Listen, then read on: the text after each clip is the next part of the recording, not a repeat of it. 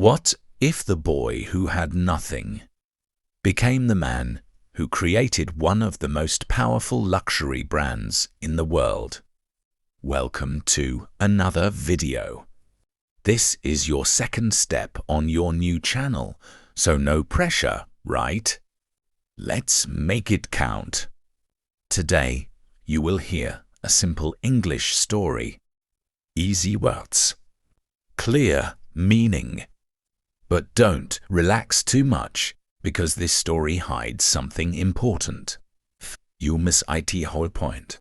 Long ago, in a small village in France, a boy named Louis lived a very hard life. His full name was Louis Vuitton. He was not rich. He did not have nice clothes. He did not go to a big school. In fact, life was not kind to him at all. When Louis was only a child, his mother died. Later, his father remarried, but his stepmother was not kind.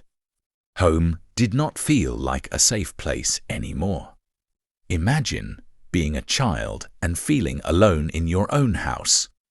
Not exactly a happy start. But here is the first important lesson. Sometimes, when life pushes you down, it is actually preparing you to move forward. At the age of 13, Louis made a big decision. A crazy decision, honestly. He left home. Yes, young boylon, with no money, no clear plan, and no safety. Just one thing, a strong desire to change his life. He started walking to Paris, not by car, not by train, walking. The journey was long, very long. It took him about 2 years to reach Paris. Along the way, he worked small jobs. He helped people. He learned skills.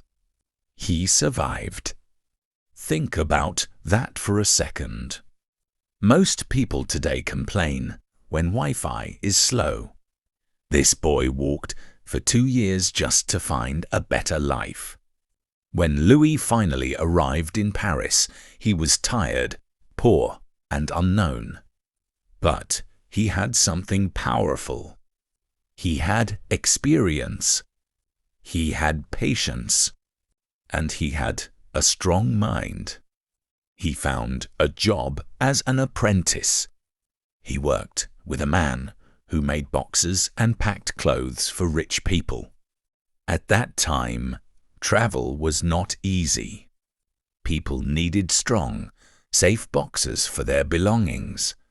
Louis watched carefully. He learned fast. He worked hard.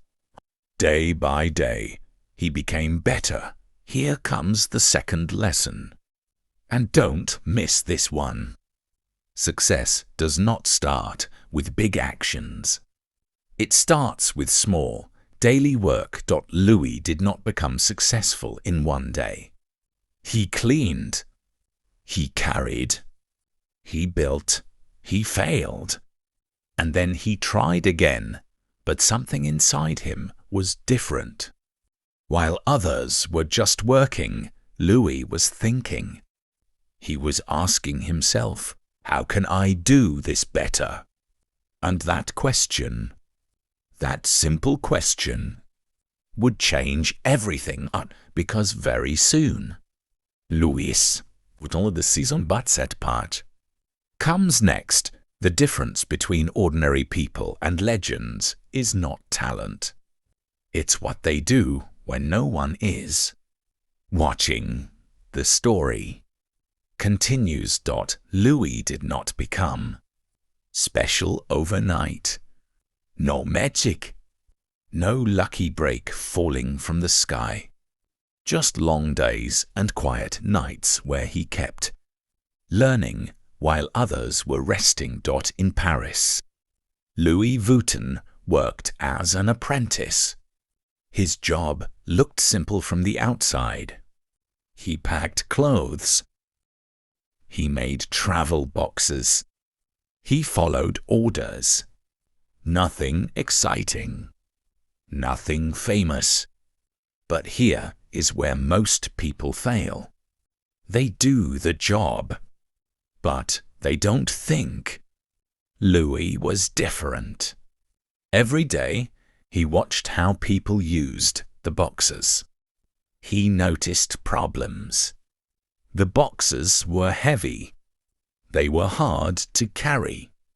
They were not strong enough when it rained. And worst of all, they were not practical for travel. Now pause for a second, because this is important. Most people see problems and complain. Louis saw problems and started thinking of solutions. Step by step, his mind changed. He was no longer just a worker. He was becoming a creator. He learned how to work with wood, how to shape it, how to make it stronger but lighter. He learned how to protect clothes from water. He paid attention to every small detail, and people noticed. Slowly, rich clients began to trust him more. They saw that his work was clean, strong, and reliable. In a world where travel was growing, this mattered a lot. Then something big happened. Louis got the chance to work for an important person. A very important person. Her name was Empress Eugenie. She was the wife of Napoleon III, the ruler of France at that time. And she trusted Louis to pack and protect her valuable clothes. Think about that. A poor boy who walked for 2 years, now working for the most powerful woman in France. That's not luck. That's preparation, meeting opportunity. This moment changed everything. When Louis worked for the Empress, more people started to hear his name. His reputation grew. Rich families wanted him. Important travelers trusted him. But here comes the twist. Even with success starting to come, Louis was not satisfied. He did not want to work for others forever. He wanted something bigger. He wanted his own name, his own business, his own idea. And deep inside, he already knew one thing. The old style of boxes was wrong, and he was going to fix it. But the risk he took next could either make him successful or destroy everything he built. One decision can build your future, or quietly ruin everything you worked for. By now, Louis Vuitton had something most people never get: trust, not small trust. Big, powerful trust from rich and important clients. He had a stable job, a good reputation, and a safe life in Paris. And that's exactly where the danger was. Because comfort is a beautiful trap. IT feels safe, but it slowly kills growth. Every day, Louis kept working, but his mind was somewhere else. He was thinking about change. He was thinking about improvement. He was thinking about a question that most people are too afraid to ask. What if I leave all of this and build something of my own? Now be honest, most people would stay. Good job, stable life, no risk, simple, predictable, boring. Louis chose the opposite. In 1854, he made a bold move. He opened his own workshop in Paris. No big team. No giant investment. Just his skills, his ideas, and his name.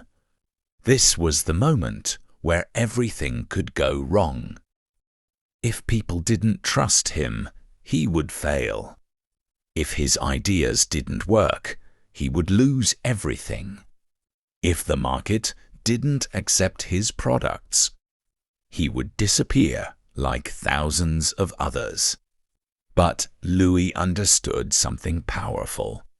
If you want a different life, you must do something different. So he didn't copy others.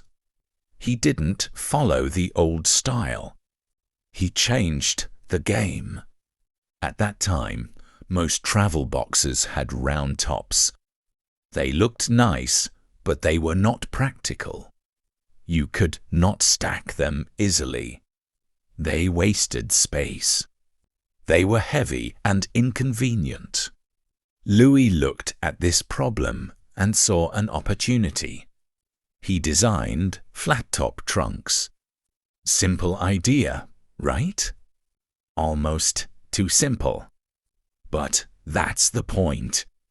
The best ideas often look obvious after someone else does them. His trunks were lighter, stronger, easier to carry. And, most importantly, they could be stacked on top of each other. This made travel much easier, especially for long journeys. People loved it. Travelers, rich families, even professionals started choosing his trunks. His design was not just beautiful. It was smart. And slowly, his small workshop began to grow. But success brought a new problem. When people see something good, they don't always admire it. Copy. Soon, others started to copy Louis' designs. Cheap versions appeared in the market. Lower quality, but similar look. Now imagine building something with years of hard work, and then watching others steal your idea. This could destroy a business.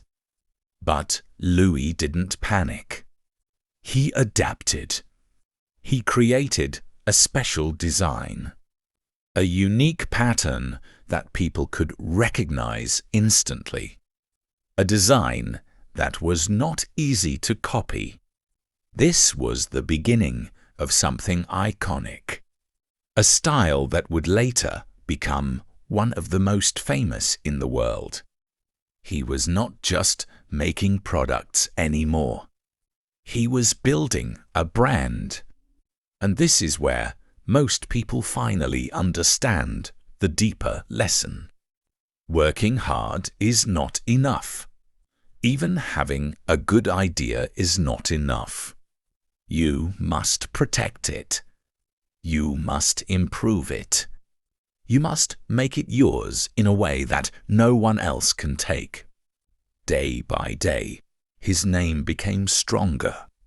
Not just in Paris, but beyond. People didn't just buy his trunks because they needed them. They bought them because they trusted the name. And to trust is the most expensive thing in business. But just when everything started going right, life, once again, decided to test him. And this test was not small. It would challenge his business, his strength, and everything he believed in. Success looks strong from the outside, until life decides to test how real it is. Just when everything was growing, just when Louis Vuitton finally started to enjoy the results of his hard work, everything broke. In 1870, a war began. It was called the Franco-Prussian War, and like most wars, it didn't care about dreams, plans, or businesses. Paris became a dangerous place. People were scared. Shops were closed. Work stopped. Life changed overnight. Louis had to leave. Imagine building your business for years and then suddenly walking away from it, not knowing if anything will be left when you come back. No control, no guarantee, just uncertainty. This is the part nobody likes to talk about, because success stories sound nice when everything goes up. But the real story is what happens when everything falls apart. Louis left Paris to protect his family. Safety came first. Not money, not business, family. When the war ended, he returned. And what he saw was painful. His workshop was destroyed. Tools were gone. Materials were gone. Everything he built was either damaged or stolen. Back to zero. Not almost zero. Not a little loss. Zero. Most people would stop here. Honestly, they would have a good excuse. The war destroyed everything. No one would blame them for giving up. But Louis didn't stop. And here comes a lesson that is easy to hear, but very hard to live. Starting from zero is not the end. If you still have your skills, your mind, and your will. Louis still had all of that. So he started again. He opened a new workshop in a better location. A smarter location. A place where rich clients would pass by more often. This time, he was not just rebuilding. He was upgrading. He improved his designs. He made his trunks even stronger, even more elegant, even more useful. He didn't just return to the market. He came back better than before. And people noticed. His reputation was still alive. His name still had value. Clients came back. New clients arrived. Step by step, his business grew again. But something inside Louis had changed.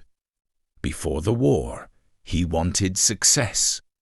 After the war, he understood survival.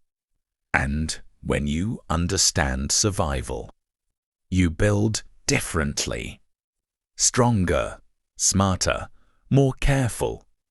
He focused more on identity, on uniqueness, on making sure no one could easily replace his work.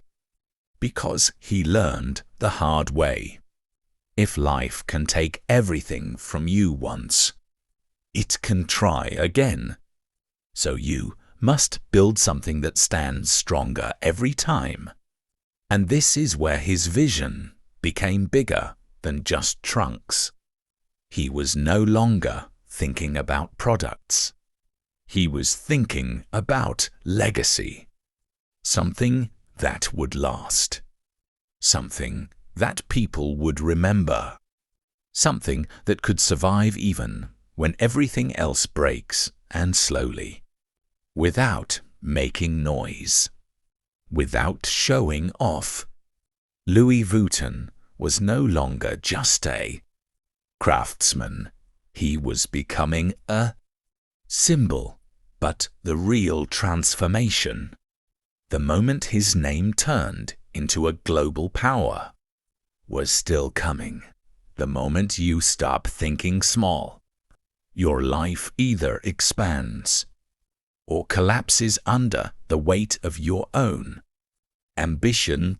After everything he lost and rebuilt, Louis Vuitton was no longer just trying to survive.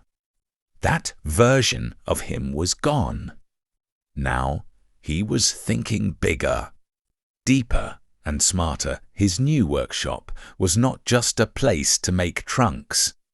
It was a place where ideas turned into identity, and this is where something subtle but powerful happened. Louis understood that people don't just buy products, they buy meaning. So he focused on details that others ignored. Clean lines, strong materials, perfect finishing. Every trunk had to feel special, not just useful, but valuable. Slowly, his name became more than a name. It became a promise. If you saw a Louis Vuitton trunk, you already knew what it meant: quality, trust, status. And then came another smart move.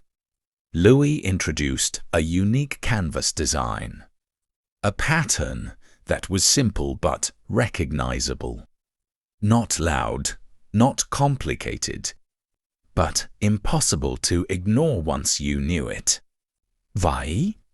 Because copying was still a problem. Cheap versions of his work were everywhere. But Louis was learning fast. He knew that to win long-term, he needed something people could instantly recognize. Something that said, "This is real." This idea, this small shift, was the beginning of branding as we know it today. But here's the part most people miss. He didn't just create a design. He created identity. And identity is hard to copy. As his business grew, his son, Georges Vuitton, started to work with him. Now this was not just a family story. It was becoming a legacy. Georges was young but sharp. He watched his father closely. He learned not just how to build trunks, but how to think. And together they made a powerful decision. They would protect the brand at all costs. Georges later created the famous LV monogram pattern, a design that would become one of the most recognized symbols in the world. Not just decoration, but protection against copies. Now think about this. A poor boy who once walked for 2 years now had a symbol known across countries. That's not normal progress. That's transformation. But success has a strange habit. The bigger you grow, the bigger the pressure becomes. More customers, more expectations, more competitors. And behind all of this, one quiet fear always exists. What if it all disappears again? Louis never forgot the war. Never forgot losing everything. That memory stayed with him. It pushed him to keep improving, to never become lazy, to never trust success too much. Because success is not permanent. It must be protected every day. Years passed. The brand grew stronger. The name spread further. What started as a small workshop became something far more powerful. But time doesn't stop for anyone. Louis grew older, and one day the responsibility had to move forward. This was the final test. Not building the business, but passing it on, because building success is one thing. Keeping it alive for the next generation, that's a completely different challenge. And if this next step failed, everything he built could slowly fade away. Building something great is hard, but keeping it alive after you're gone, that's where most stories quietly die as time passed. Louis Vuitton was no longer the young boy walking to Paris. He was older. Now, wiser, slower, maybe, but sharper than ever in his thinking. He knew one thing clearly: a business that depends on one person will end with that person. So the real mission was no longer growth. It was continuity. His son, Georges Vuitton, was ready. Not by chance, not by luck. He had spent years learning, watching, understanding every small detail of the business. This was not just teaching skills. This was passing a mindset. Georges understood that the brand was not just about trunks. It was about trust, about identity, about staying different in a world full of copies. And then the moment came. In 1892, Louis Vuitton died. No dramatic music. No perfect ending. Just reality. The founder was gone. Now everything depended on Georges. This is where most businesses fall apart. The next generation often changes too much, or not enough. They lose the original vision. They chase quick money. They forget what made the brand strong. But Georges did something smart. He respected the past, but he didn't stay stuck in it. He expanded the brand. He took it beyond France. He introduced the famous LV monogram to protect the identity even more. He made the brand visible, recognizable, and harder to copy. And slowly, something incredible happened. Louis Vuitton was no longer just a French name. It was becoming a global symbol. Travel was changing. The world was opening. And the brand was ready. Rich travelers, explorers, and important figures started using Louis Vuitton products. Not just because they needed them, but because of what they represented.